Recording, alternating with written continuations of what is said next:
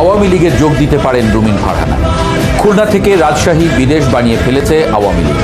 প্রশ্নটা হলো, রুমিন ফারহানা কি তবে আওয়ামী লীগে যোগ দিতে পারেন? তার মতো একজন তুখোড় বক্তা, আইনের মানুষ এবং জনপ্রিয় মুখ যদি সত্যি আওয়ামী লীগে যোগ দেন, তবে তা দেশের রাজনীতিতে একটি বড় ধরনের ভূমিকম্পের সৃষ্টি করবে, কোনো সন্দেহ নেই।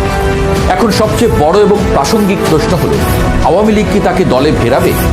5 আগস্টের পট পরিবর্তন এবং পরবর্তীতে পরিবর্তিত রাজনৈতিক পরিস্থিতিতে আওয়ামী লীগ এখন অনেকটাই কোণঠাসা ও নেতৃত্বশূন্য। তাদের প্রথম সারির নেতারা অনেকেই দৃশ্যপটের বাইরে, আত্মগোপনে বা আইনি জটিলতায় জর্জরিত। এই চরম সংকটের মুহূর্তে দলের হাল ধরার মতো, বিপর্যস্ত কর্মী সমর্থকদের চাঙ্গা করার মতো এবং সর্বোপরি গণমাধ্যমে শক্ত ভাষায় যৌক্তিক কথা বলার মতো একজন নেতার বড্ড অভাব দলটিতে।